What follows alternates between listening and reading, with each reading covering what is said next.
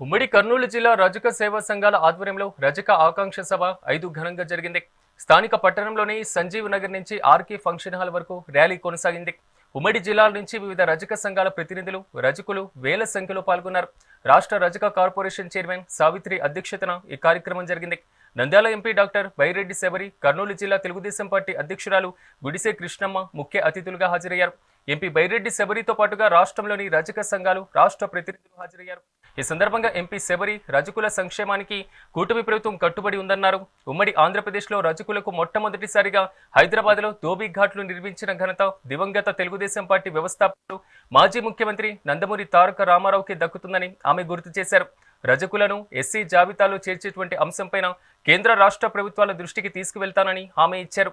నంద్యాల జిల్లాలో ప్రతి నియోజకవర్గంలోని ధోబీ ఘాట్ల నిర్మాణం, కమ్యూనిటీ హాళ్లు ఏర్పాటు చేసేందుకు కృషి చేస్తామన్నారు.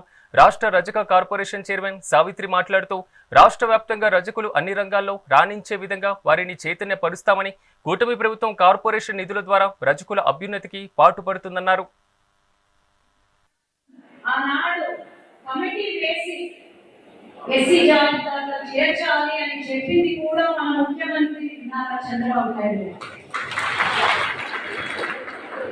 కాబట్టి మనం అందరం గుర్తు పెట్టుకోవాలి, విద్య, వైద్యం, ఉపాధి మన పిల్లలకు రావాలి అంటే, మన పిల్లలు ఎదగాలి, ముందుకు వెళ్ళాలి అంటే ఖచ్చితంగా సాధిస్తాం.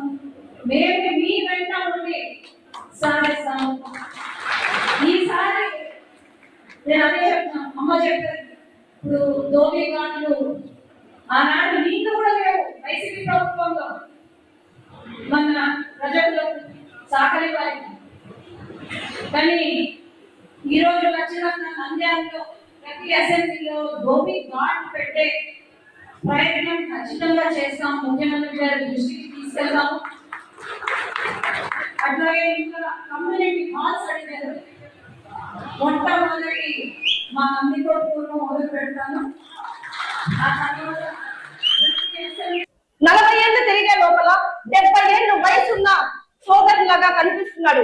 కారణం, రోజులో 24 గంటలుంటే 10 గంటలు కెమికల్స్ లోనే చేతులు పెట్టి ఎండనక వాండనక తిండి సరిగ్గా లేక ఆరోగ్యాలు పాటు చేసుకొని ముసలితనంతో ఆరాముగా తేల లేకుండా ఎర్రగా గంటలు పెట్టుకొని సౌరు సున్న మూతి కూసుకొని అనారోగ్యం పాలై 50 సంవత్సరాలకే మంచాల పడుతున్న నా సోదరులకు మీ నుండి ఒకటే యుద్ధ కావాలని ఈ సభా వేదిక నుండి మేము కోరుకుంటున్నాం.